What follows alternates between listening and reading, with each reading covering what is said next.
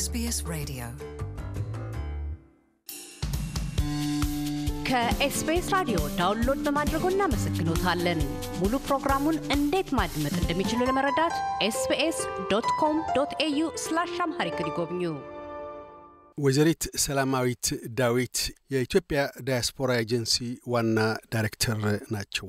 ኤጀንሲው ስራውን በይፋ የጀመረው ማርች 2019 ሲሆን ተጠሪነቱም ለውጭ ጉዳይ ሚኒስትር ነው። ከተልእኮዎቹ አንዱ ኢትዮጵያና ኢትዮጵያውያንን ከባህር ማዶና ወዲህ በእክልም በሐሴትም ማገናኘት ነው።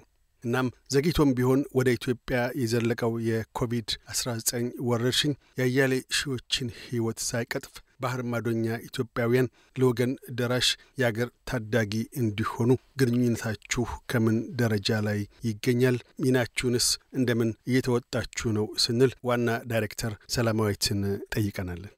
እስካሁን ባለው እንግዲህ ይሄ በሽታ በዓለም አቀፍ በዛ ከተከሰተ በኋላ ትንሽ ቆየት ብሎ ነው ኢትዮጵያ ላይ የተከሰተው። ኢትዮጵያ ላይ ከከሰቱ በፊት ጀምሮ ኤጀንሲው ለሁሉም ሚስዮኖች ከወዲሁ ዜጎች ይህንን ችግር በደንብ እንዲያውቁትና ራሳቸውንና ቤተሰቦቻቸውን ይጠብቁ፣ አስፈላጊውን ጥንቃቄ ያደርጉ፣ እሱም ደግሞ በጥንቃቄ የሚሆኑ መመሪያዎች ከየሀገራቱ መንግስታት በሚነገረው መሰረት ኢትዮጵያውያኑ በስደትም ላይ ያለ እንደዚሁም በስራም በኑሮም ላይ ያለ በትምህርትም ላይ ያለ ሁሉ ጉዳዩን በትክክል ተገንዝቦት ስለ ወረርሽኙ ራሱን የሚጠብቅበትን ሁኔታ ከወዲሁ ነቅተው እንዲሰሩ ከማድረግ ነው እንግዲህ ስራው የጀመረው። ከዛ በኋላ ደግሞ በሀገራችን እንግዲህ ከተከሰተ በኋላ ደግሞ እንደዚሁ በሀገራችን ያለውን የበሽታው መዛመት ሁኔታዎች ባጭሩ ለመፍታትና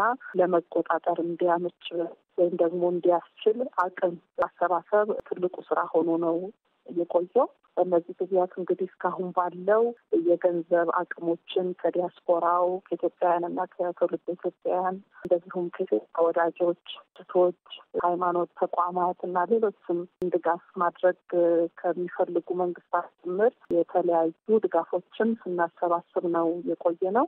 በዋናነት ምንድን ነው ሀገራችን በሽታው ከመግባቱ ወይም ደግሞ ከገባ በኋላም ቢሆን በተቻለ መጠን የመከላከል አቅም ነው ሊኖረን የሚችለው። ሀገራችን በሌሎች ሀገራት እንዳየነው ትልልቅ ሀገራት እንዳየነው በደንብ በሽታው ከገባ በኋላ ትላልቅ የምንላቸው በኢኮኖሚ በተለያየ መንገድም ሀያላን የምንላቸው ሀገራት እንኳን በእውነት ዜጎቻቸውን መታደግ ያልቻሉበት ሁኔታና እድል ስለሆነ ያየነው፣ በእኛ ሀገር ደግሞ በእኛ አቅም በተቻለ መጠን በሽታው ሳይስፋፋ የመከላከል ሁኔታዎችን ማመቻቸትና የመከላከል አቅማችን ከፍ ማለት ይኖርበታል።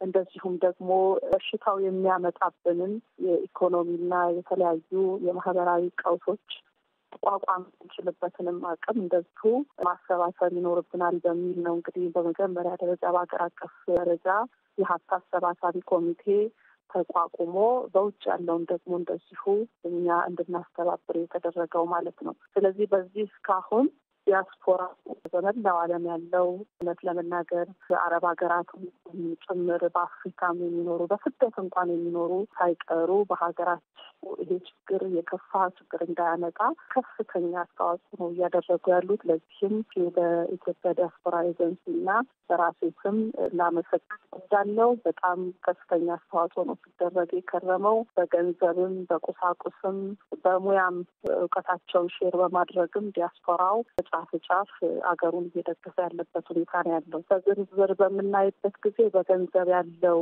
ድጋፍ እስካሁን ባለው እንግዲህ 140 ሚሊዮን በላይ ገንዘብ የተሰበሰበበት ይሄ እንግዲህ አትሃንድ የገባበት ነው። ካይንድ ደግሞ እንደዚሁ በተለያየ መልኩ የተሰበሰበ ያለበት ነው። የሕክምና ኢኩዊፕመንቶች እንደነ ማስክ፣ እንደነ ሳኒታይዘር፣ ይሄ የምርመራ ኪት የሚባሉ የሕክምና ኪቶች ወይም በሽታ ለመከላከል ለማከም በምንጥርበት ጊዜ የምንጠቀማቸው ማቴሪያሎች፣ እንደዚሁም ደግሞ አምቡላንስ እንዲውሉ መኪኖቻቸውን እንኳን ሀገር ውስጥ ያለ ሀብታቸውን እየሰጡ ያሉ ዲያስፖራዎች አሉ። ቤቶቻቸውን፣ ሆቴሎቻቸውን ለኳራንቲን እየሰጡ አሉ። በጣም በርካታ ኢትዮጵያውያን በድርጅቶቻቸው ስም፣ በግለሰብ ስም እንደዚሁም በተለየ ሃይማኖት ድርጅቶች፣ ሁሉም ሃይማኖቶች የሙስሊሙ ማህበረሰብ፣ ኦርቶዶክሱ፣ ኢቫንጀሊስቲክ ውስጥ ያሉ ሁሉ በየእምነት ተቋሞቻቸው ስም ድጋፍ እያደረጉ ያሉበት ሁኔታ ነው ያለውና እውነት ለመናገር ያህል ደረጃ አልጠበቅም ስንጀምር። ምክንያቱም በየሀገሩ ችግር ላይ ያለው ይሄ በተለይ ሻትዳውኑ ያመጣው የኢኮኖሚ ቀውስ አለ። ሰው ስራ ያጣበት ሁኔታም አለና ይሄ ሳይገድበው ሰው ያለውን በማካፈል አገሩን እየደገፈ ያለበት ሁኔታ ነው ያለው። ይሄ ደግሞ እንግዲህ በአይነትና በገንዘብ የተሰጠው ኢንካሽ የተሰጠውን አንድ የገባውን በምናይበት ጊዜ 140 ሚሊዮን ብር በላይ የሚገኝ ነው። በእውቀትም እንደዚሁ ሙያዊ ድጋፍ እያደረጉ ነው ያሉት ዲያስፖራዎቻችን። ሰሜን አሜሪካ እንደ ኤግዛምፕል መጥቀስ ብችል ከአውሮፓ እንደዚሁ በዚህ ሙያ ላይ ያሉ የኢንፌክሽን በሽታዎችን በማከም ከፍተኛ ደረጃ ያሉ ዶክተሮች በየጊዜው ያሉ ኢንፎርሜሽኖችን እየሰጡን ያሉበት ሁኔታ ነው ያለው። አፕዴት እያደረጉ ያሉበት ሁኔታ ነው ያለው። ይሄ በሽታ እንግዲህ አዲስ እንደመሆኑ በየጊዜው የሚገኙ ሰዎች አዲስ ናቸው። በየጊዜው የሚመጣው ቻሌንጅ የሚያደርጉን ነገሮችም እንደዚሁ። ስለዚህ ከዚህ አኳያ ኢትዮጵያ ምን አይነት ቅድመ ጥንቃቄ ማድረግ ይኖርባታል የሚለውን ከሚመለከታቸው የጤና ሴክተር ሰዎች ጋር በመሆኑ በሀገር ውስጥ ካሉት የተነጋገሩ አብረው እየሰሩ ያሉበት ሁኔታ አለ። ይህንንም በሚስዮኖቻችን አማካኝነት የዘረጋንበት ሁኔታ ነው ያለው።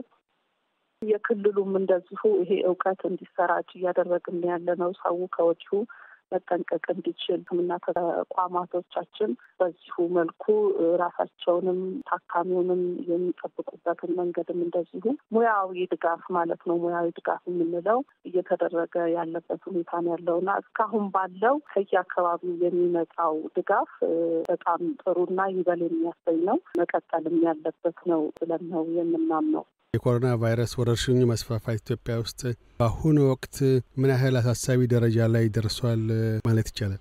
ኢትዮጵያ ውስጥ ያለውን በምናይበት ጊዜ በሚዲያ እንደምትከታተሉት አሁን እየጨመረ ያለበት ሁኔታ ነው ያለው።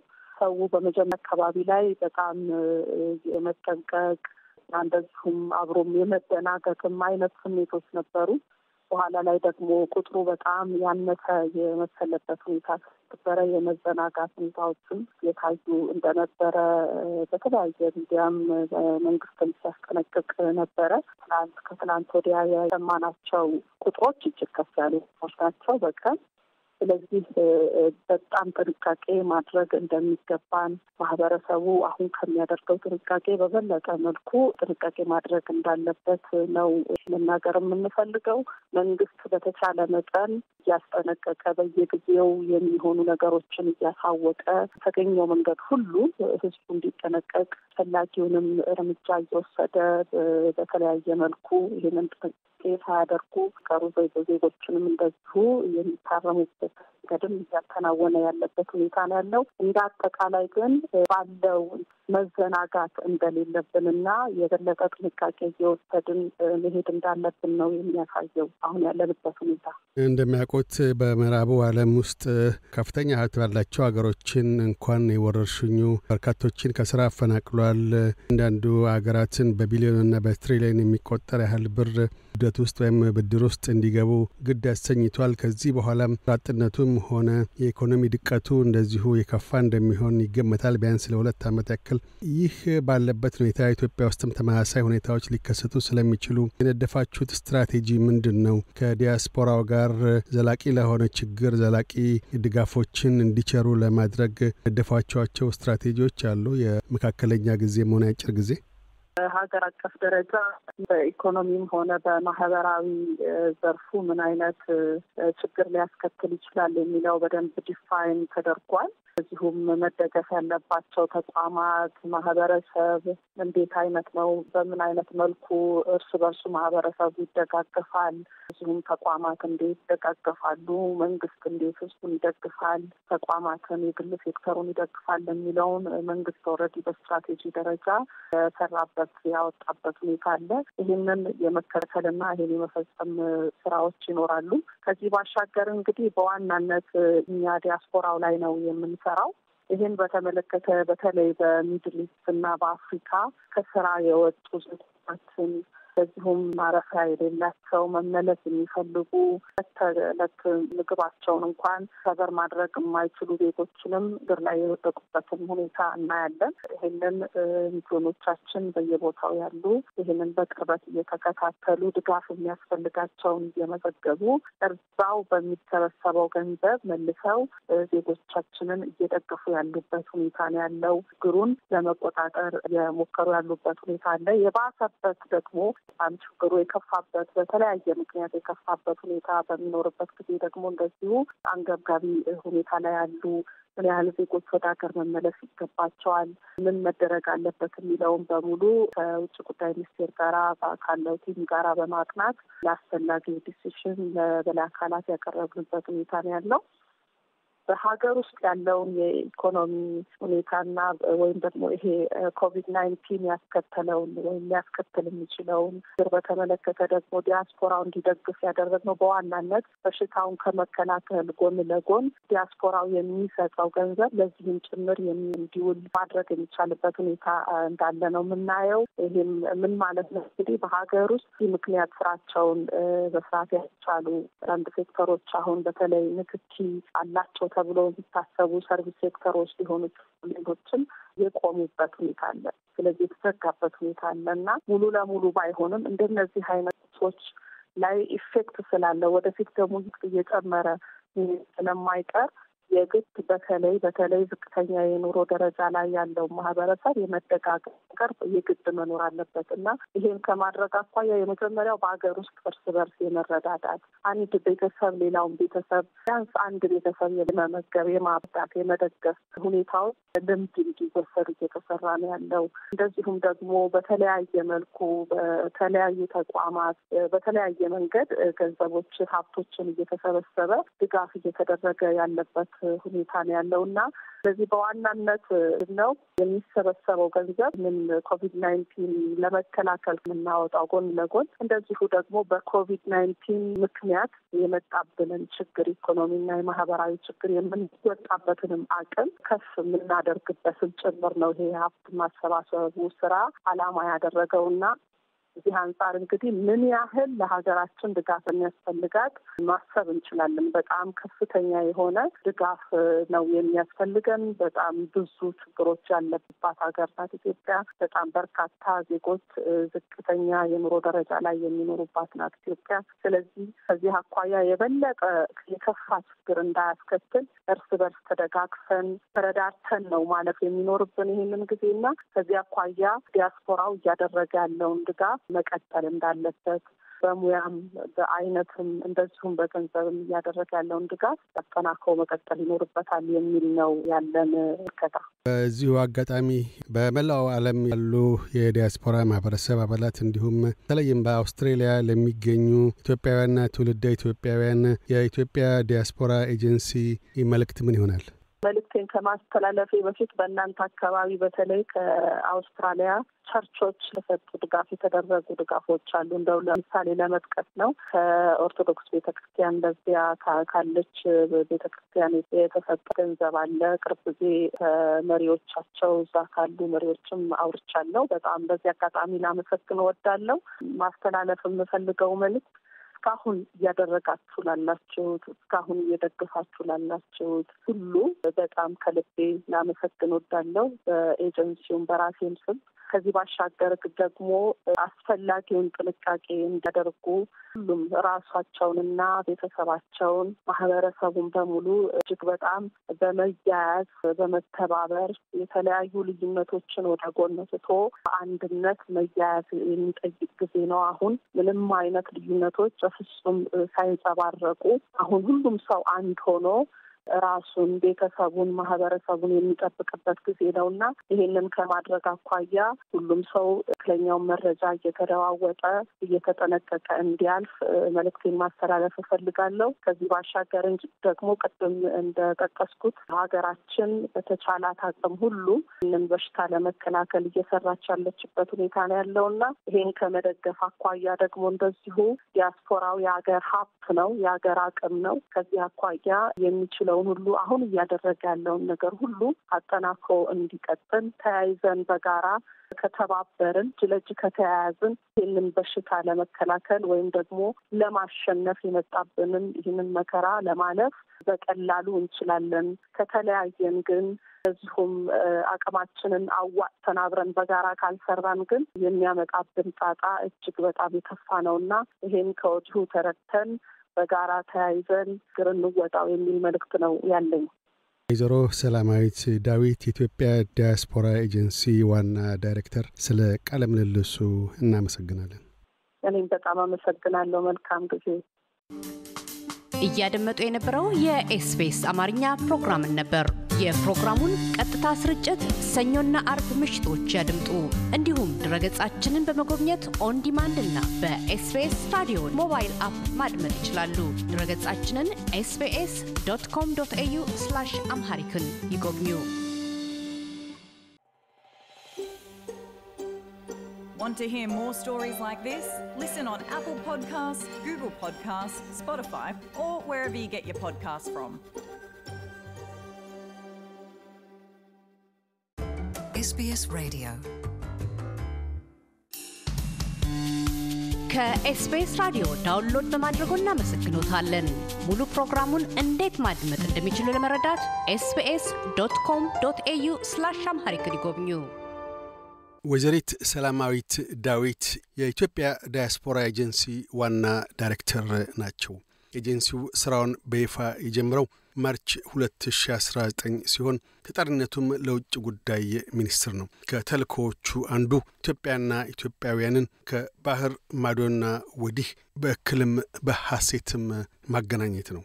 እናም ዘግይቶም ቢሆን ወደ ኢትዮጵያ የዘለቀው የኮቪድ-19 ወረርሽኝ ያያሌ ሺዎችን ሕይወት ሳይቀጥፍ ባህር ማዶኛ ኢትዮጵያውያን ለወገን ደራሽ የአገር ታዳጊ እንዲሆኑ ግንኙነታችሁ ከምን ደረጃ ላይ ይገኛል? ሚናችሁንስ እንደምን እየተወጣችሁ ነው ስንል ዋና ዳይሬክተር ሰላማዊትን ጠይቀናለን።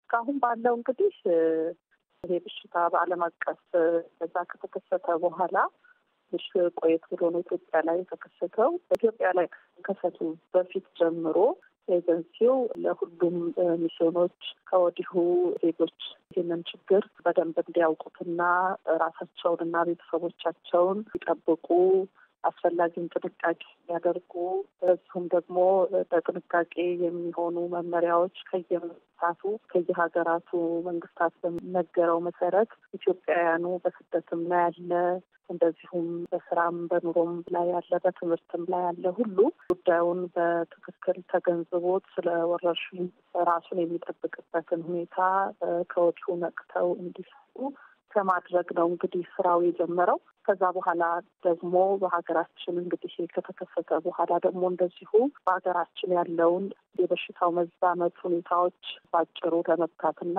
ለመቆጣጠር እንዲያመች ወይም ደግሞ እንዲያስችል አቅም ማሰባሰብ ትልቁ ስራ ሆኖ ነው የቆየው። በእነዚህ ጊዜያት እንግዲህ እስካሁን ባለው የገንዘብ አቅሞችን ከዲያስፖራው ከኢትዮጵያውያንና ከትውልደ ኢትዮጵያውያን እንደዚሁም ከኢትዮጵያ ወዳጆች፣ ሴቶች፣ ሃይማኖት ተቋማት እና ሌሎችም ድጋፍ ማድረግ ከሚፈልጉ መንግስታት ጭምር የተለያዩ ድጋፎችን ስናሰባስብ ነው የቆየ ነው።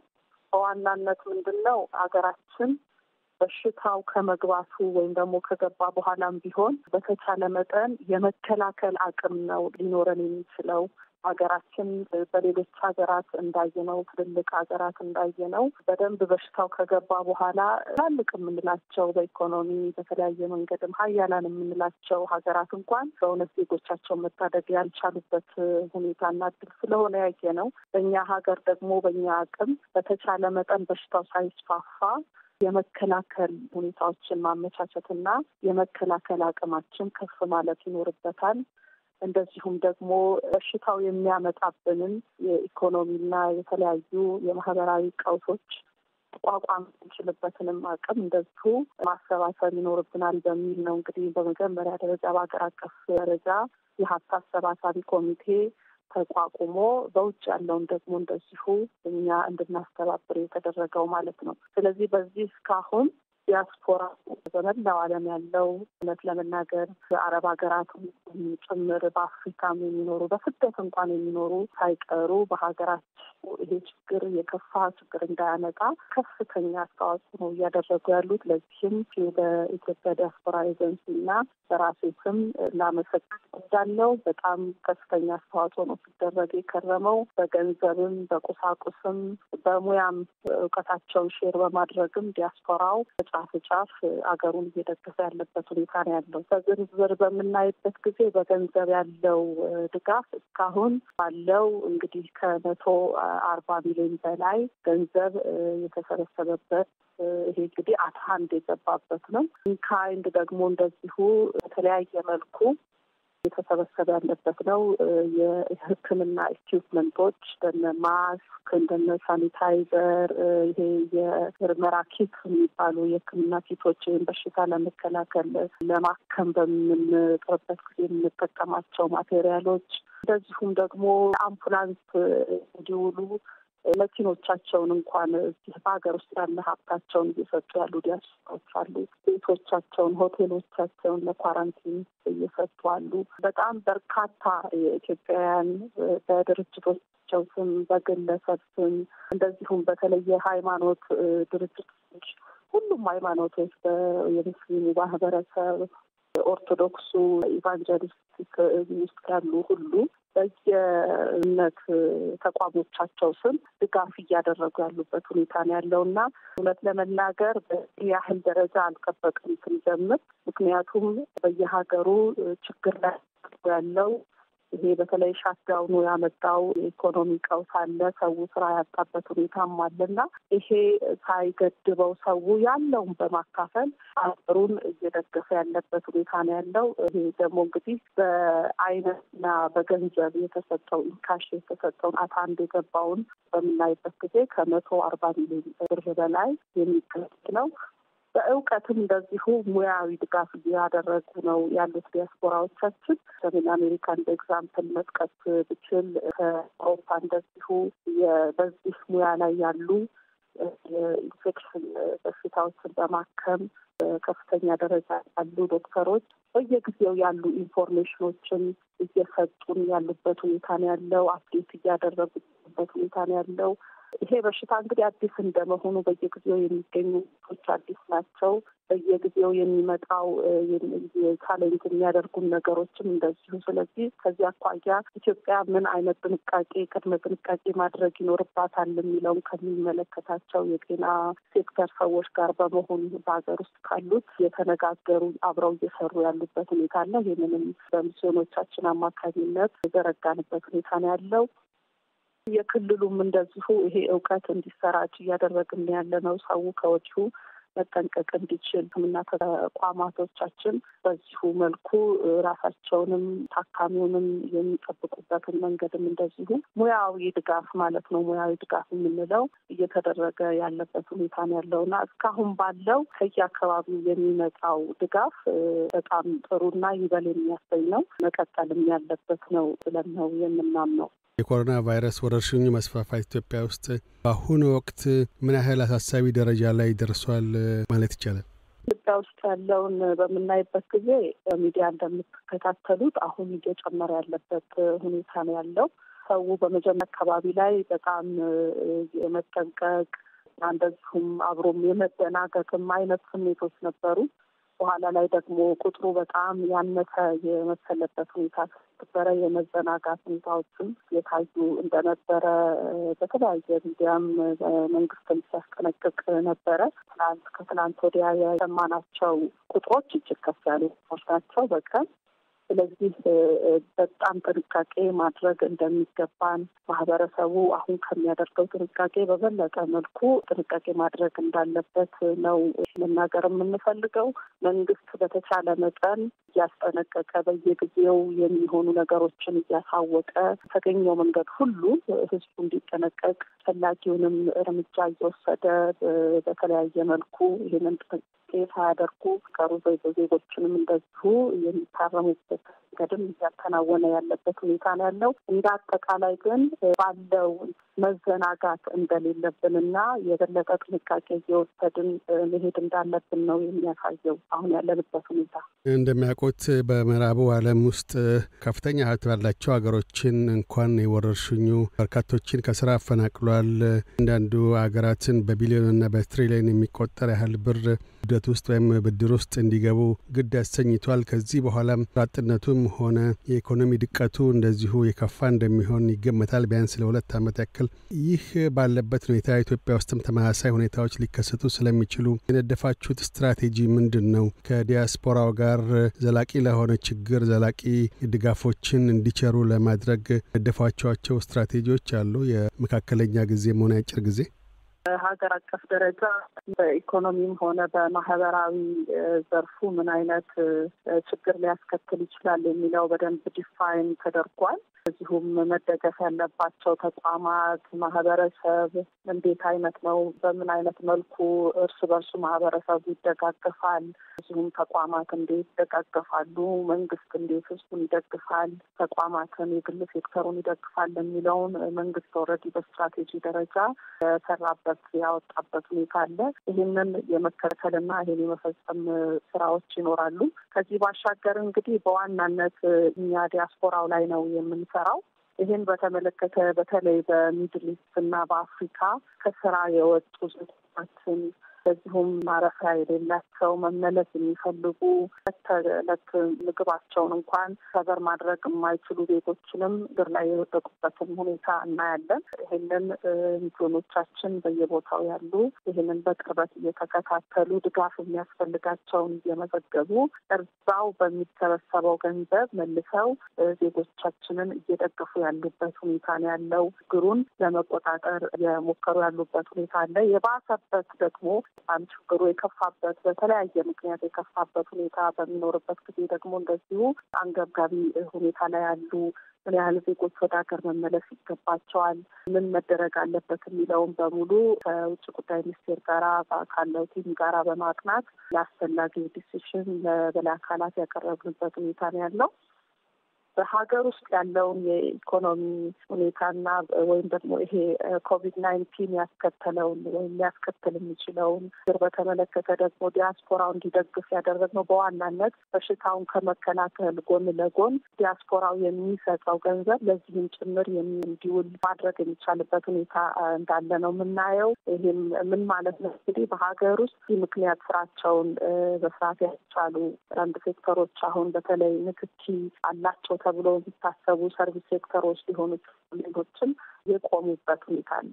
ስለዚህ የተዘጋበት ሁኔታ አለና ሙሉ ለሙሉ ባይሆንም እንደነዚህ አይነቶች ላይ ኢፌክት ስላለ ወደፊት ደግሞ እየጨመረ ስለማይቀር የግድ በተለይ ዝቅተኛ የኑሮ ደረጃ ላይ ያለው ማህበረሰብ የመደጋገፍ ነገር የግድ መኖር አለበት እና ይሄን ከማድረግ አኳያ የመጀመሪያው በሀገር ውስጥ እርስ በርስ የመረዳዳት አንድ ቤተሰብ ሌላውን ቤተሰብ ቢያንስ አንድ ቤተሰብ የመመገብ የማብዳት የመደገፍ ሁኔታዎች ልምድ እንዲወሰዱ እየተሰራ ነው ያለው። እንደዚሁም ደግሞ በተለያየ መልኩ በተለያዩ ተቋማት በተለያየ መንገድ ገንዘቦች ሀብቶችን እየተሰበሰበ ድጋፍ እየተደረገ ያለበት ሁኔታ ነው ያለውና ስለዚህ በዋናነት ነው የሚሰበሰበው ገንዘብ ምን ኮቪድ-19 ለመከላከል የምናወጣው ጎን ለጎን እንደዚሁ ደግሞ በኮቪድ-19 ምክንያት የመጣብንን ችግር ኢኮኖሚና የማህበራዊ ችግር የምንወጣበትንም አቅም ከፍ የምናደርግበትን ጭምር ነው ይሄ ሀብት ማሰባሰቡ ስራ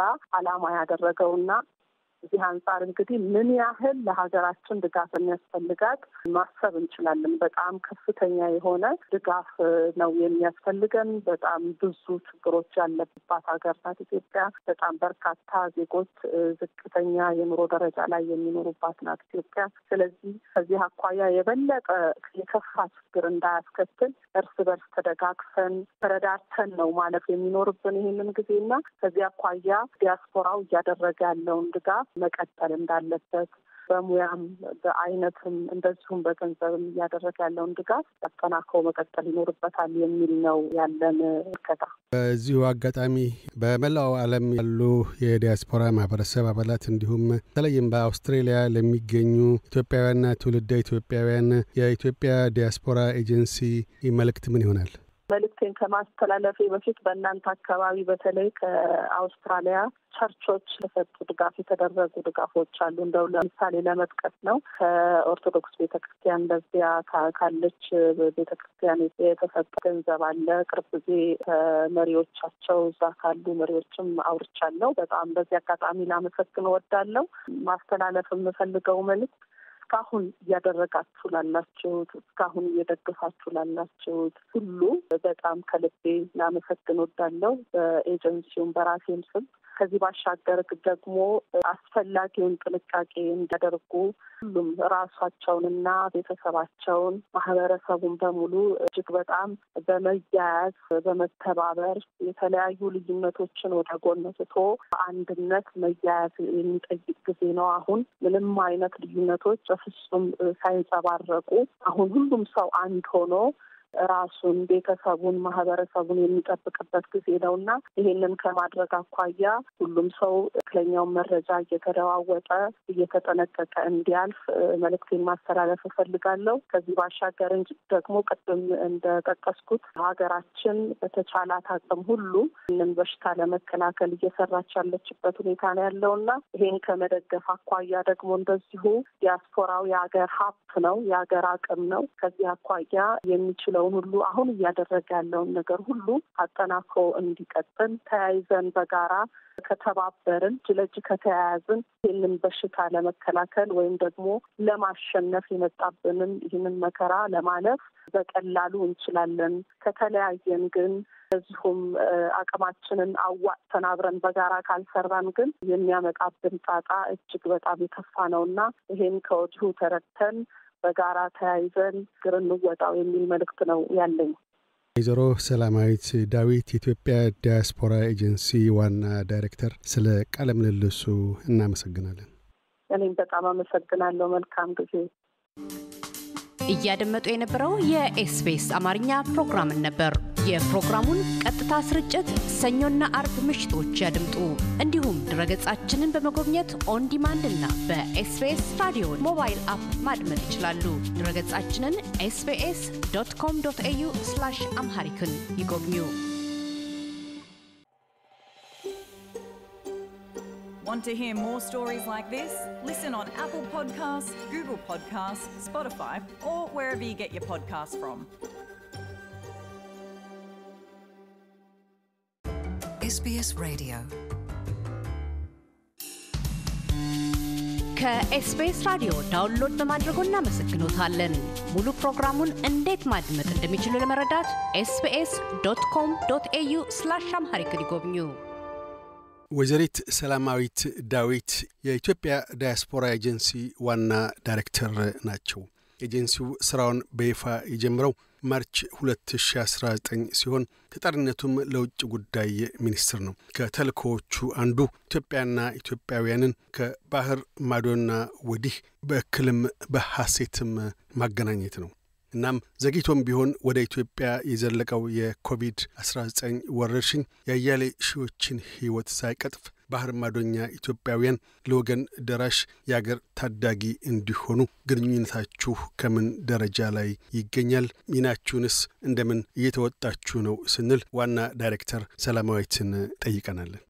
እስካሁን ባለው እንግዲህ ይሄ በሽታ በዓለም አቀፍ በዛ ከተከሰተ በኋላ ትንሽ ቆየት ብሎ ነው ኢትዮጵያ ላይ የተከሰተው። ኢትዮጵያ ላይ ከከሰቱ በፊት ጀምሮ ኤጀንሲው ለሁሉም ሚስዮኖች ከወዲሁ ዜጎች ይህንን ችግር በደንብ እንዲያውቁትና ራሳቸውንና ቤተሰቦቻቸውን ይጠብቁ አስፈላጊውን ጥንቃቄ ያደርጉ እሱም ደግሞ በጥንቃቄ የሚሆኑ መመሪያዎች ከየሀገራቱ መንግስታት በሚነገረው መሰረት ኢትዮጵያውያኑ በስደትም ላይ ያለ እንደዚሁም በስራም በኑሮም ላይ ያለ በትምህርትም ላይ ያለ ሁሉ ጉዳዩን በትክክል ተገንዝቦት ስለ ወረርሽኝ ራሱን የሚጠብቅበትን ሁኔታ ከወዲሁ ነቅተው እንዲሰሩ ከማድረግ ነው እንግዲህ ስራው የጀመረው። ከዛ በኋላ ደግሞ በሀገራችን እንግዲህ ከተከፈተ በኋላ ደግሞ እንደዚሁ በሀገራችን ያለውን የበሽታው መዛመት ሁኔታዎች ባጭሩ ለመግታትና ለመቆጣጠር እንዲያመች ወይም ደግሞ እንዲያስችል አቅም ማሰባሰብ ትልቁ ስራ ሆኖ ነው የቆየው። በእነዚህ ጊዜያት እንግዲህ እስካሁን ባለው የገንዘብ አቅሞችን ከዲያስፖራው ከኢትዮጵያውያንና ከትውልደ ኢትዮጵያውያን እንደዚሁም ከኢትዮጵያ ወዳጆች፣ እህቶች፣ ሃይማኖት ተቋማት እና ሌሎችም ድጋፍ ማድረግ ከሚፈልጉ መንግስታት ጭምር የተለያዩ ድጋፎችን ስናሰባስብ ነው የቆየ ነው። በዋናነት ምንድነው ሀገራችን በሽታው ከመግባቱ ወይም ደግሞ ከገባ በኋላም ቢሆን በተቻለ መጠን የመከላከል አቅም ነው ሊኖረን የሚችለው። ሀገራችን በሌሎች ሀገራት እንዳየነው ትልልቅ ሀገራት እንዳየነው በደንብ በሽታው ከገባ በኋላ ትላልቅ የምንላቸው በኢኮኖሚ በተለያየ መንገድም ሀያላን የምንላቸው ሀገራት እንኳን በእውነት ዜጎቻቸውን መታደግ ያልቻሉበት ሁኔታና እድል ስለሆነ ያየነው በእኛ ሀገር ደግሞ በእኛ አቅም በተቻለ መጠን በሽታው ሳይስፋፋ የመከላከል ሁኔታዎችን ማመቻቸትና የመከላከል አቅማችን ከፍ ማለት ይኖርበታል። እንደዚሁም ደግሞ በሽታው የሚያመጣብንን የኢኮኖሚና የተለያዩ የማህበራዊ ቀውሶች ቋቋም እንችልበትንም አቅም እንደዚሁ ማሰባሰብ ይኖርብናል በሚል ነው እንግዲህ በመጀመሪያ ደረጃ በሀገር አቀፍ ደረጃ የሀሳብ አሰባሳቢ ኮሚቴ ተቋቁሞ በውጭ ያለውን ደግሞ እንደዚሁ እኛ እንድናስተባብር የተደረገው ማለት ነው። ስለዚህ በዚህ እስካሁን ዲያስፖራ በመላው ዓለም ያለው እውነት ለመናገር በአረብ ሀገራት ጭምር በአፍሪካም የሚኖሩ በስደት እንኳን የሚኖሩ ሳይቀሩ በሀገራቸው ይሄ ችግር የከፋ ችግር እንዳያመጣ ከፍተኛ አስተዋጽኦ ነው እያደረጉ ያሉት። ለዚህም በኢትዮጵያ ዲያስፖራ ኤጀንሲና በራሴ ስም ላመሰግን እወዳለሁ። በጣም ከፍተኛ አስተዋጽኦ ነው ሲደረግ የከረመው። በገንዘብም በቁሳቁስም በሙያም እውቀታቸውን ሼር በማድረግም ዲያስፖራው ጫፍ አገሩን እየደገፈ ያለበት ሁኔታ ነው ያለው። በዝርዝር በምናይበት ጊዜ በገንዘብ ያለው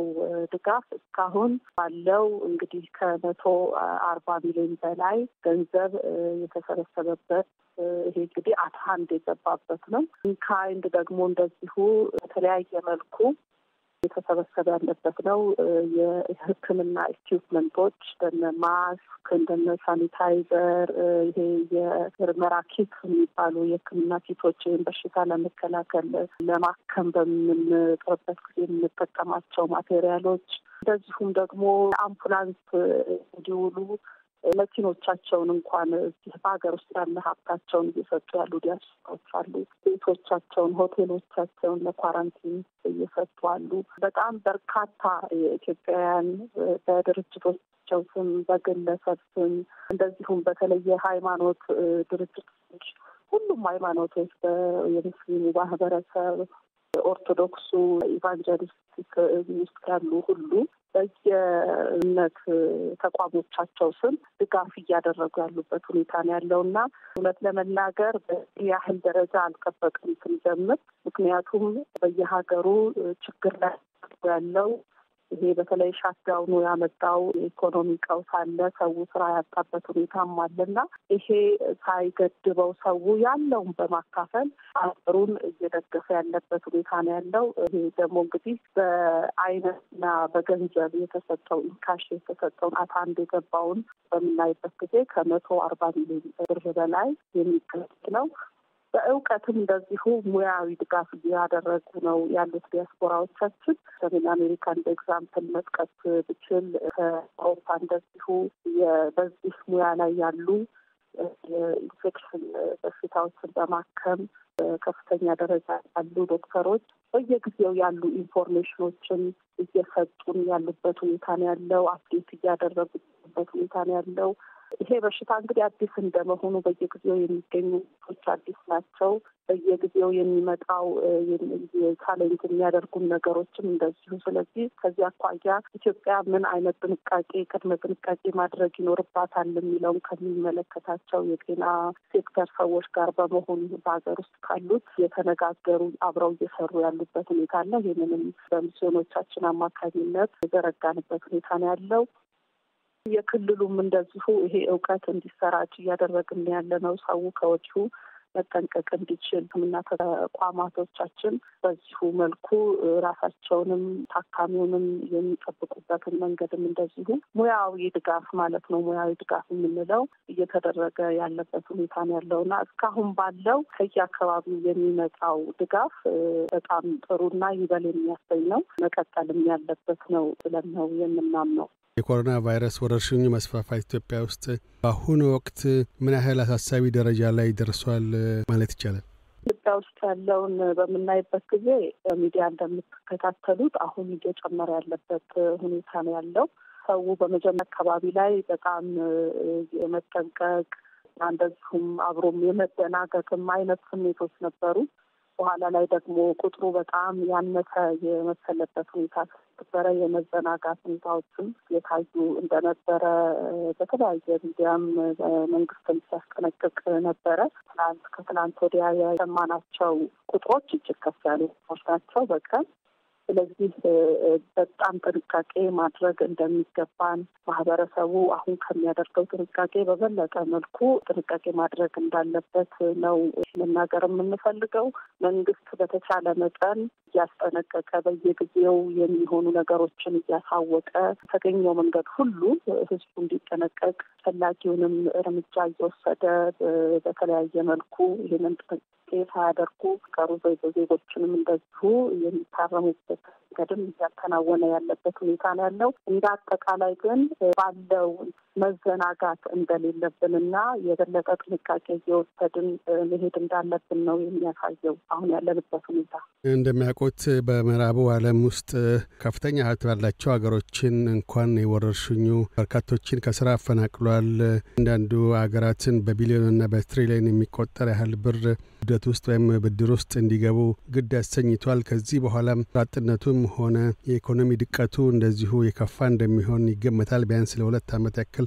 ይህ ባለበት ሁኔታ ኢትዮጵያ ውስጥም ተመሳሳይ ሁኔታዎች ሊከሰቱ ስለሚችሉ የነደፋችሁት ስትራቴጂ ምንድን ነው? ከዲያስፖራው ጋር ዘላቂ ለሆነ ችግር ዘላቂ ድጋፎችን እንዲቸሩ ለማድረግ የነደፋችኋቸው ስትራቴጂዎች አሉ? የመካከለኛ ጊዜም ሆነ አጭር ጊዜ?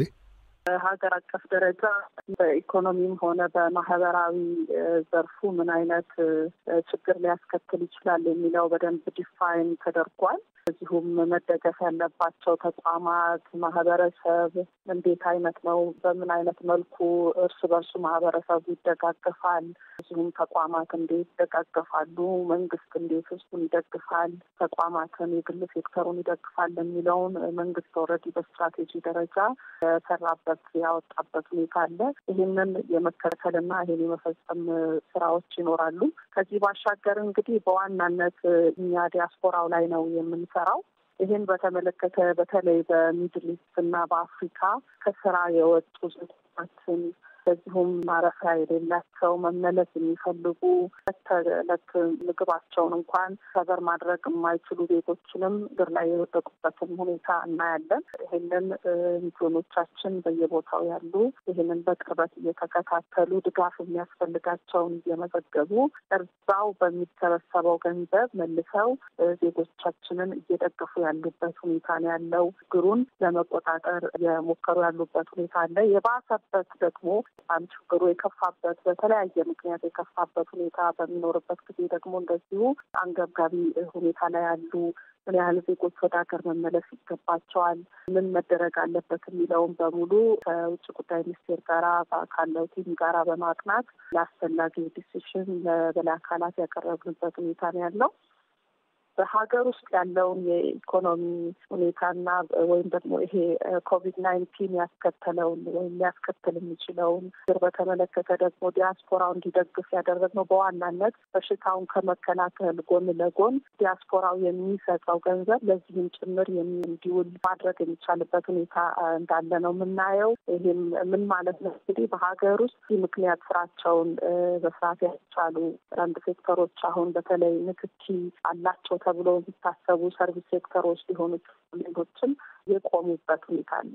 ስለዚህ የተዘጋበት ሁኔታ አለ እና ሙሉ ለሙሉ ባይሆንም እንደነዚህ አይነቶች ላይ ኢፌክት ስላለ ወደፊት ደግሞ እየጨመረ ስለማይቀር የግድ በተለይ ዝቅተኛ የኑሮ ደረጃ ላይ ያለው ማህበረሰብ የመደጋገፍ ነገር የግድ መኖር አለበት እና ይሄን ከማድረግ አኳያ የመጀመሪያው በሀገር ውስጥ እርስ በርስ የመረዳዳት አንድ ቤተሰብ ሌላውን ቤተሰብ ቢያንስ አንድ ቤተሰብ የመመገብ የማብዳት የመደገፍ ሁኔታዎች ልምድ እንዲወሰዱ እየተሰራ ነው ያለው። እንደዚሁም ደግሞ በተለያየ መልኩ በተለያዩ ተቋማት በተለያየ መንገድ ገንዘቦች ሀብቶችን እየተሰበሰበ ድጋፍ እየተደረገ ያለበት ሁኔታ ነው ያለውና ስለዚህ በዋናነት ነው የሚሰበሰበው ገንዘብ ምን ኮቪድ-19 ለመከላከል የምናወጣው ጎን ለጎን እንደዚሁ ደግሞ በኮቪድ-19 ምክንያት የመጣብንን ችግር ኢኮኖሚና የማህበራዊ ችግር የምንወጣበትንም አቅም ከፍ የምናደርግበትን ጭምር ነው ይሄ ሀብት ማሰባሰቡ ስራ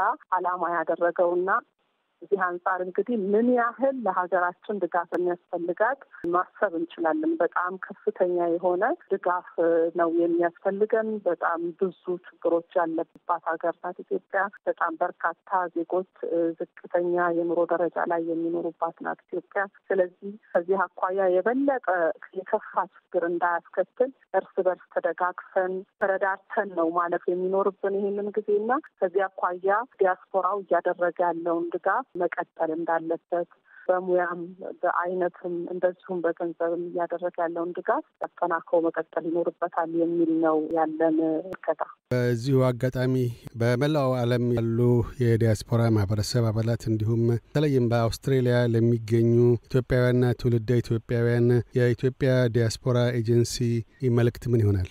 መልእክቴን ከማስተላለፌ በፊት በእናንተ አካባቢ በተለይ ከአውስትራሊያ ቸርቾች ለሰጡ ድጋፍ የተደረጉ ድጋፎች አሉ። እንደው ለምሳሌ ለመጥቀስ ነው ከኦርቶዶክስ ቤተክርስቲያን በዚያ ካለች ቤተክርስቲያን የተሰጠ ገንዘብ አለ። ቅርብ ጊዜ ከመሪዎቻቸው እዛ ካሉ መሪዎችም አውርቻለሁ። በጣም በዚህ አጋጣሚ ላመሰግን እወዳለሁ።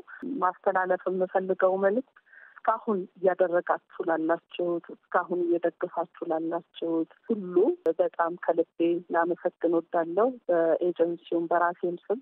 ከዚህ ባሻገር ደግሞ አስፈላጊውን ጥንቃቄ እንዲያደርጉ ሁሉም ራሳቸውንና ቤተሰባቸውን ማህበረሰቡን በሙሉ እጅግ በጣም በመያያዝ በመተባበር የተለያዩ ልዩነቶችን ወደ ጎን ትቶ በአንድነት መያያዝ የሚጠይቅ ጊዜ ነው። አሁን ምንም አይነት ልዩነቶች በፍጹም ሳይንጸባረቁ አሁን ሁሉም ሰው አንድ ሆኖ ራሱን ቤተሰቡን ማህበረሰቡን የሚጠብቅበት ጊዜ ነውና ይሄንን ከማድረግ አኳያ ሁሉም ሰው ትክክለኛውን መረጃ እየተለዋወጠ እየተጠነቀቀ እንዲያልፍ መልእክቴን ማስተላለፍ እፈልጋለሁ። ከዚህ ባሻገር እንጂ ደግሞ ቅድም እንደጠቀስኩት ሀገራችን በተቻላት አቅም ሁሉ ይህንን በሽታ ለመከላከል እየሰራች ያለችበት ሁኔታ ነው ያለውና ይሄን ከመደገፍ አኳያ ደግሞ እንደዚሁ ዲያስፖራው የሀገር ሀብት ነው፣ የሀገር አቅም ነው። ከዚህ አኳያ የሚችለው ሁሉ አሁን እያደረገ ያለውን ነገር ሁሉ አጠናክሮ እንዲቀጥል ተያይዘን በጋራ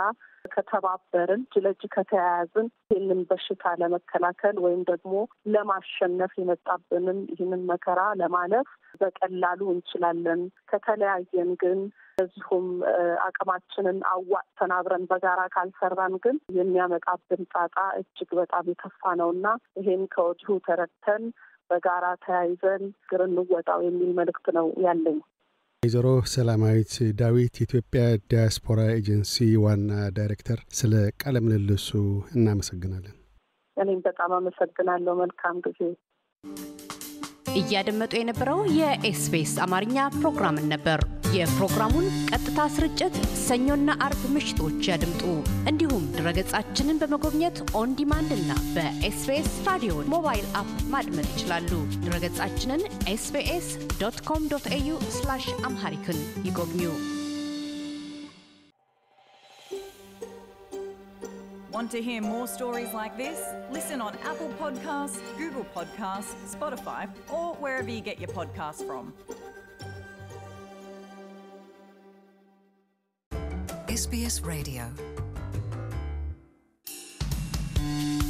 ከኤስቢኤስ ራዲዮ ዳውንሎድ በማድረጎ እናመሰግኖታለን። ሙሉ ፕሮግራሙን እንዴት ማድመጥ እንደሚችሉ ለመረዳት sbs.com.au/amharic ይጎብኙ። ወይዘሪት ሰላማዊት ዳዊት የኢትዮጵያ ዳያስፖራ ኤጀንሲ ዋና ዳይሬክተር ናቸው። ኤጀንሲው ስራውን በይፋ የጀመረው ማርች 2019 ሲሆን ተጠሪነቱም ለውጭ ጉዳይ ሚኒስትር ነው። ከተልእኮዎቹ አንዱ ኢትዮጵያና ኢትዮጵያውያንን ከባህር ማዶና ወዲህ በእክልም በሐሴትም ማገናኘት ነው።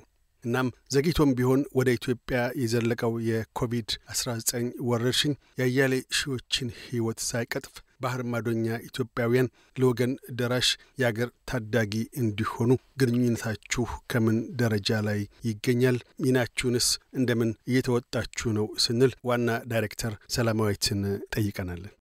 እስካሁን ባለው እንግዲህ ይሄ በሽታ በዓለም አቀፍ በዛ ከተከሰተ በኋላ ትንሽ ቆየት ብሎ ነው ኢትዮጵያ ላይ የተከሰተው። ኢትዮጵያ ላይ ከከሰቱ በፊት ጀምሮ ኤጀንሲው ለሁሉም ሚስዮኖች ከወዲሁ ዜጎች ይህንን ችግር በደንብ እንዲያውቁትና ራሳቸውንና ቤተሰቦቻቸውን ሊጠብቁ አስፈላጊውን ጥንቃቄ ያደርጉ እሱም ደግሞ በጥንቃቄ የሚሆኑ መመሪያዎች ከየሀገራቱ መንግስታት በሚነገረው መሰረት ኢትዮጵያውያኑ በስደትም ላይ ያለ እንደዚሁም በስራም በኑሮም ላይ ያለ በትምህርትም ላይ ያለ ሁሉ ጉዳዩን በትክክል ተገንዝቦት ስለ ወረርሽኙ ራሱን የሚጠብቅበትን ሁኔታ ከወዲሁ ነቅተው እንዲሰሩ ከማድረግ ነው እንግዲህ ስራው የጀመረው። ከዛ በኋላ ደግሞ በሀገራችን እንግዲህ ከተከሰተ በኋላ ደግሞ እንደዚሁ በሀገራችን ያለውን የበሽታው መዛመት ሁኔታዎች ባጭሩ ለመፍታትና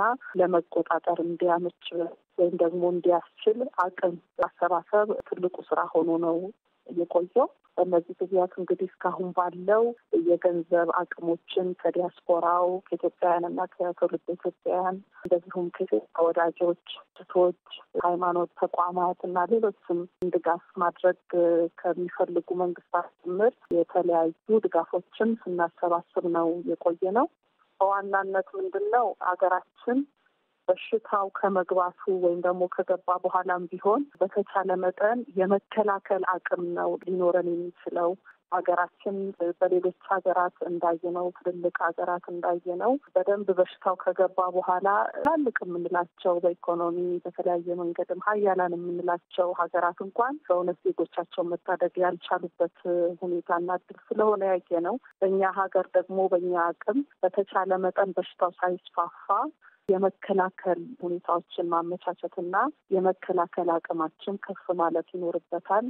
እንደዚሁም ደግሞ በሽታው የሚያመጣብንን የኢኮኖሚና የተለያዩ የማህበራዊ ቀውሶች ቋቋም እንችልበትንም አቅም እንደዚሁ ማሰባሰብ ይኖርብናል በሚል ነው እንግዲህ በመጀመሪያ ደረጃ በሀገር አቀፍ ደረጃ የሀሳብ አሰባሳቢ ኮሚቴ ተቋቁሞ በውጭ ያለውን ደግሞ እንደዚሁ እኛ እንድናስተባብር የተደረገው ማለት ነው። ስለዚህ በዚህ እስካሁን ዲያስፖራ በመላው ዓለም ያለው እውነት ለመናገር በአረብ ሀገራት ጭምር በአፍሪካም የሚኖሩ በስደት እንኳን የሚኖሩ ሳይቀሩ በሀገራችን ይሄ ችግር የከፋ ችግር እንዳያመጣ ከፍተኛ አስተዋጽኦ ነው እያደረጉ ያሉት። ለዚህም በኢትዮጵያ ዲያስፖራ ኤጀንሲና በራሴ ስም ላመሰግን እወዳለሁ። በጣም ከፍተኛ አስተዋጽኦ ነው ሲደረግ የከረመው። በገንዘብም በቁሳቁስም በሙያም እውቀታቸውን ሼር በማድረግም ዲያስፖራው ጫፍ አገሩን እየደገፈ ያለበት ሁኔታ ነው ያለው። በዝርዝር በምናይበት ጊዜ በገንዘብ ያለው ድጋፍ እስካሁን ባለው እንግዲህ 140 ሚሊዮን በላይ ገንዘብ የተሰበሰበበት ይሄ እንግዲህ አትሃንድ የገባበት ነው። ኢንካይንድ ደግሞ እንደዚሁ በተለያየ መልኩ የተሰበሰበ ያለበት ነው። የሕክምና ኢኩዊፕመንቶች እንደነ ማስክ፣ እንደነ ሳኒታይዘር፣ ይሄ የምርመራ ኪት የሚባሉ የሕክምና ኪቶች በሽታ ለመከላከል ለማከም በምንጥርበት ጊዜ የምንጠቀማቸው ማቴሪያሎች፣ እንደዚሁም ደግሞ አምቡላንስ እንዲውሉ መኪኖቻቸውን እንኳን በሀገር ውስጥ ያለ ሀብታቸውን እየሰጡ ያሉ ዲያስፖራዎች አሉ። ቤቶቻቸውን፣ ሆቴሎቻቸውን ለኳራንቲን እየሰጡ አሉ። በጣም በርካታ የኢትዮጵያውያን በድርጅቶቻቸው ስም፣ በግለሰብ ስም እንደዚሁም በተለየ ሃይማኖት ድርጅቶች፣ ሁሉም ሃይማኖቶች የሙስሊሙ ማህበረሰብ፣ ኦርቶዶክሱ፣ ኢቫንጀሊስቲክ ውስጥ ያሉ ሁሉ በየእምነት ተቋሞቻቸው ስም ድጋፍ እያደረጉ ያሉበት ሁኔታ ነው ያለውና እውነት ለመናገር በያህል ደረጃ አልጠበቅም ስንጀምር። ምክንያቱም በየሀገሩ ችግር ላይ ያለው ይሄ በተለይ ሻትዳውኑ ያመጣው የኢኮኖሚ ቀውስ አለ። ሰው ስራ ያጣበት ሁኔታም አለና ይሄ ሳይገድበው ሰው ያለውን በማካፈል አገሩን እየደገፈ ያለበት ሁኔታ ነው ያለው። ይሄ ደግሞ እንግዲህ በአይነትና በገንዘብ የተሰጠው ኢንካሽ የተሰጠውን አታንድ የገባውን በምናይበት ጊዜ ከ140 ሚሊዮን ብር በላይ የሚገመት ነው። በእውቀትም እንደዚሁ ሙያዊ ድጋፍ እያደረጉ ነው ያሉት ዲያስፖራዎቻችን። ሰሜን አሜሪካ እንደ ኤግዛምፕል መጥቀስ ብችል ከአውሮፓ እንደዚሁ በዚህ ሙያ ላይ ያሉ የኢንፌክሽን በሽታዎችን በማከም ከፍተኛ ደረጃ ያሉ ዶክተሮች በየጊዜው ያሉ ኢንፎርሜሽኖችን እየሰጡን ያሉበት ሁኔታ ነው ያለው። አፕዴት እያደረጉ ያሉበት ሁኔታ ነው ያለው። ይሄ በሽታ እንግዲህ አዲስ እንደመሆኑ በየጊዜው የሚገኙ ሰዎች አዲስ ናቸው። በየጊዜው የሚመጣው ቻሌንጅ የሚያደርጉን ነገሮችም እንደዚሁ። ስለዚህ ከዚህ አኳያ ኢትዮጵያ ምን አይነት ጥንቃቄ ቅድመ ጥንቃቄ ማድረግ ይኖርባታል የሚለውን ከሚመለከታቸው የጤና ሴክተር ሰዎች ጋር በመሆኑ በሀገር ውስጥ ካሉት የተነጋገሩ አብረው እየሰሩ ያሉበት ሁኔታ አለ። ይህንንም በሚስዮኖቻችን አማካኝነት የዘረጋንበት ሁኔታ ነው ያለው። የክልሉም እንደዚሁ ይሄ እውቀት እንዲሰራጭ እያደረግን ያለ ነው። ሰው ከወዲሁ መጠንቀቅ እንዲችል ሕክምና ተቋማቶቻችን በዚሁ መልኩ ራሳቸውንም ታካሚውንም የሚጠብቁበትን መንገድም እንደዚሁ ሙያዊ ድጋፍ ማለት ነው። ሙያዊ ድጋፍ የምንለው እየተደረገ ያለበት ሁኔታ ነው ያለውና እስካሁን ባለው ከየአካባቢው የሚመጣው ድጋፍ በጣም ጥሩና ይበል የሚያሰኝ ነው። መቀጠልም ያለበት ነው ብለን ነው የምናምነው። የኮሮና ቫይረስ ወረርሽኙ መስፋፋት ኢትዮጵያ ውስጥ በአሁኑ ወቅት ምን ያህል አሳሳቢ ደረጃ ላይ ደርሷል ማለት ይቻላል? ኢትዮጵያ ውስጥ ያለውን በምናይበት ጊዜ በሚዲያ እንደምትከታተሉት አሁን እየጨመረ ያለበት ሁኔታ ነው ያለው። ሰው በመጀመሪያ አካባቢ ላይ በጣም የመጠንቀቅ እንደዚሁም አብሮም የመደናገጥም አይነት ስሜቶች ነበሩ። በኋላ ላይ ደግሞ ቁጥሩ በጣም ያነሰ የመሰለበት ሁኔታ ነበረ። የመዘናጋት ሁኔታዎችም የታዩ እንደነበረ በተለያየ ሚዲያም መንግስትም ሲያስጠነቅቅ ነበረ። ከትናንት ወዲያ የሰማናቸው ቁጥሮች እጅግ ከፍ ያሉ ናቸው በቀን። ስለዚህ በጣም ጥንቃቄ ማድረግ እንደሚገባን ማህበረሰቡ አሁን ከሚያደርገው ጥንቃቄ በበለጠ መልኩ ጥንቃቄ ማድረግ እንዳለበት ነው መናገር የምንፈልገው።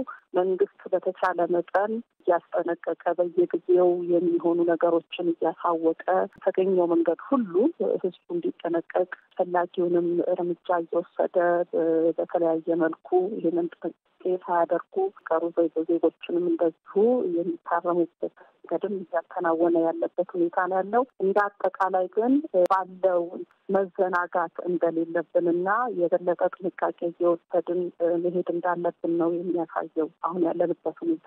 እንደሚያውቁት በምዕራቡ ዓለም ውስጥ ከፍተኛ ሀብት ባላቸው ሀገሮችን እንኳን የወረርሽኙ በርካቶችን ከስራ አፈናቅሏል። አንዳንዱ ሀገራትን በቢሊዮንና በትሪሊዮን የሚቆጠር ያህል ብር ብድር ውስጥ ወይም ብድር ውስጥ እንዲገቡ ግድ ያሰኝቷል። ከዚህ በኋላም አጥነቱም ሆነ የኢኮኖሚ ድቀቱ እንደዚሁ የከፋ እንደሚሆን ይገመታል ቢያንስ ለ2 ዓመት ያክል። ይህ ባለበት ሁኔታ ኢትዮጵያ ውስጥም ተመሳሳይ ሁኔታዎች ሊከሰቱ ስለሚችሉ የነደፋችሁት ስትራቴጂ ምንድን ነው? ከዲያስፖራው ጋር ዘላቂ ለሆነ ችግር ዘላቂ ድጋፎችን እንዲቸሩ ለማድረግ የነደፋችኋቸው ስትራቴጂዎች አሉ? የመካከለኛ ጊዜም ሆነ አጭር ጊዜ? ሀገር አቀፍ ደረጃ በኢኮኖሚም ሆነ በማህበራዊ ዘርፉ ምን አይነት ችግር ሊያስከትል ይችላል የሚለው በደንብ ዲፋይን ተደርጓል። እዚሁም መደገፍ ያለባቸው ተቋማት፣ ማህበረሰብ እንዴት አይነት ነው፣ በምን አይነት መልኩ እርስ በርሱ ማህበረሰቡ ይደጋገፋል፣ እዚሁም ተቋማት እንዴት ይደጋገፋሉ፣ መንግስት እንዴት እሱን ይደግፋል፣ ተቋማትን የግል ሴክተሩን ይደግፋል የሚለውን መንግስት ኦልሬዲ በስትራቴጂ ደረጃ ሰራበት ያወጣበት ሁኔታ አለ። ይህንን የመከተልና ይህን የመፈጸም ስራዎች ይኖራሉ። ከዚህ ባሻገር እንግዲህ በዋናነት እኛ ዲያስፖራው ላይ ነው የምንሰራው። ይህን በተመለከተ በተለይ በሚድል ኢስት እና በአፍሪካ ከስራ የወጡ ዜጎችን በዚሁም ማረፊያ የሌላቸው መመለስ የሚፈልጉ ተለት ምግባቸውን እንኳን ሰበር ማድረግ የማይችሉ ዜጎችንም እግር ላይ የወደቁበትን ሁኔታ እናያለን። ይህንን ሚስዮኖቻችን በየቦታው ያሉ ይህንን በቅርበት እየተከታተሉ ድጋፍ የሚያስፈልጋቸውን እየመዘገቡ እርዛው በሚሰበሰበው ገንዘብ መልሰው ዜጎቻችንን እየደገፉ ያሉበት ሁኔታ ነው ያለው። ችግሩን ለመቆጣጠር የሞከሩ ያሉበት ሁኔታ አለ። የባሰበት ደግሞ በጣም ችግሩ የከፋበት በተለያየ ምክንያት የከፋበት ሁኔታ በሚኖርበት ጊዜ ደግሞ እንደዚሁ አንገብጋቢ ሁኔታ ላይ ያሉ ምን ያህል ዜጎች ወደ ሀገር መመለስ ይገባቸዋል፣ ምን መደረግ አለበት የሚለውን በሙሉ ከውጭ ጉዳይ ሚኒስቴር ጋራ ካለው ቲም ጋራ በማጥናት ለአስፈላጊው ዲሲሽን ለበላይ አካላት ያቀረብንበት ሁኔታ ነው ያለው።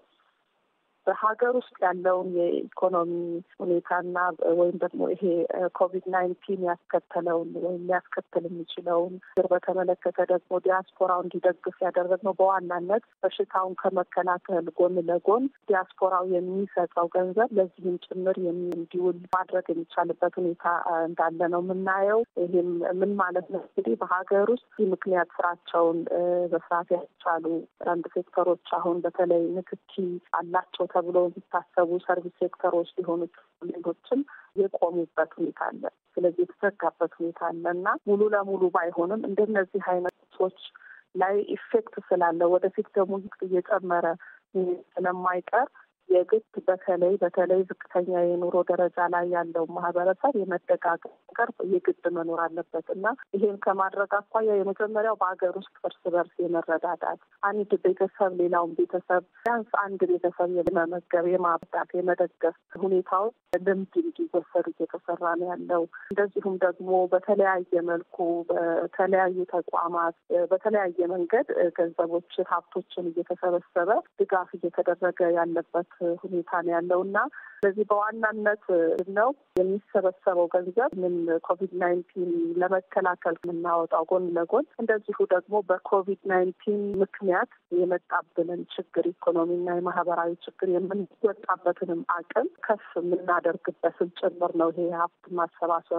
ስራ ዓላማ ያደረገውና እዚህ አንጻር እንግዲህ ምን ያህል ለሀገራችን ድጋፍ የሚያስፈልጋት ማሰብ እንችላለን። በጣም ከፍተኛ የሆነ ድጋፍ ነው የሚያስፈልገን። በጣም ብዙ ችግሮች ያለባት ሀገር ናት ኢትዮጵያ። በጣም በርካታ ዜጎች ዝቅተኛ የኑሮ ደረጃ ላይ የሚኖሩባት ናት ኢትዮጵያ። ስለዚህ ከዚህ አኳያ የበለጠ የከፋ ችግር እንዳያስከትል እርስ በርስ ተደጋግፈን ተረዳድተን ነው ማለፍ የሚኖርብን ይህንን ጊዜና ከዚህ አኳያ ዲያስፖራው እያደረገ ያለውን ድጋፍ መቀጠል እንዳለበት በሙያም በአይነትም እንደዚሁም በገንዘብም እያደረገ ያለውን ድጋፍ አጠናክሮ መቀጠል ይኖርበታል የሚል ነው ያለን እርከታ። በዚሁ አጋጣሚ በመላው ዓለም ያሉ የዲያስፖራ ማህበረሰብ አባላት እንዲሁም በተለይም በአውስትራሊያ ለሚገኙ ኢትዮጵያውያንና ትውልደ ኢትዮጵያውያን የኢትዮጵያ ዲያስፖራ ኤጀንሲ መልእክት ምን ይሆናል? መልእክቴን ከማስተላለፌ በፊት በእናንተ አካባቢ በተለይ ከአውስትራሊያ ቸርቾች ለሰጡ ድጋፍ የተደረጉ ድጋፎች አሉ። እንደው ለምሳሌ ለመጥቀስ ነው ከኦርቶዶክስ ቤተክርስቲያን በዚያ ካለች ቤተክርስቲያን የተሰጠ ገንዘብ አለ። ቅርብ ጊዜ ከመሪዎቻቸው እዛ ካሉ መሪዎችም አውርቻለሁ። በጣም በዚህ አጋጣሚ ላመሰግን እወዳለሁ። ማስተላለፍ የምፈልገው መልእክት እስካሁን እያደረጋችሁ ላላችሁት እስካሁን እየደገፋችሁ ላላችሁት ሁሉ በጣም ከልቤ ላመሰግን ወዳለሁ በኤጀንሲውም በራሴም ስም። ከዚህ ባሻገር ደግሞ አስፈላጊውን ጥንቃቄ እንዲያደርጉ ሁሉም ራሳቸውንና ቤተሰባቸውን ማህበረሰቡን በሙሉ እጅግ በጣም በመያያዝ በመተባበር የተለያዩ ልዩነቶችን ወደ ጎን ትቶ አንድነት መያያዝ የሚጠይቅ ጊዜ ነው። አሁን ምንም አይነት ልዩነቶች በፍጹም ሳይንጸባረቁ አሁን ሁሉም ሰው አንድ ሆኖ ራሱን ቤተሰቡን ማህበረሰቡን የሚጠብቅበት ጊዜ ነውና ይሄንን ከማድረግ አኳያ ሁሉም ሰው ትክክለኛውን መረጃ እየተለዋወጠ እየተጠነቀቀ እንዲያልፍ መልእክቴን ማስተላለፍ እፈልጋለሁ። ከዚህ ባሻገር ደግሞ ቅድም እንደጠቀስኩት ሀገራችን በተቻላት አቅም ሁሉ ይህንን በሽታ ለመከላከል እየሰራች ያለችበት ሁኔታ ነው ያለውና ይሄን ከመደገፍ አኳያ ደግሞ እንደዚሁ ዲያስፖራው የሀገር ሀብት ነው፣ የሀገር አቅም ነው። ከዚህ አኳያ የሚችለው ሁሉ አሁን እያደረገ ያለውን ነገር ሁሉ አጠናክሮ እንዲቀጥል ተያይዘን በጋራ ከተባበርን እጅ ለእጅ ከተያያዝን ይህንን በሽታ ለመከላከል ወይም ደግሞ ለማሸነፍ የመጣብንን ይህንን መከራ ለማለፍ በቀላሉ እንችላለን። ከተለያየን ግን እዚሁም አቅማችንን አዋጥተን አብረን በጋራ ካልሰራን ግን የሚያመጣብን ጣጣ እጅግ በጣም የከፋ ነውና ይሄን ከወዲሁ ተረድተን በጋራ ተያይዘን ግርን እንወጣው የሚል መልእክት ነው ያለኝ። ወይዘሮ ሰላማዊት ዳዊት የኢትዮጵያ ዳያስፖራ ኤጀንሲ ዋና ዳይሬክተር፣ ስለ ቃለ ምልልሱ እናመሰግናለን። እኔም በጣም አመሰግናለሁ። መልካም ጊዜ። እያደመጡ የነበረው የኤስቢኤስ አማርኛ ፕሮግራምን ነበር። የፕሮግራሙን ቀጥታ ስርጭት ሰኞና አርብ ምሽቶች ያድምጡ። እንዲሁም ድረገጻችንን በመጎብኘት ኦን ዲማንድ እና በኤስቢኤስ ራዲዮ ሞባይል አፕ ማድመጥ ይችላሉ። ድረገጻችንን sbs.com.au/amharican ይጎብኙ። Want to hear more stories like this? Listen on Apple Podcasts, Google Podcasts, Spotify, or wherever you get your podcasts from.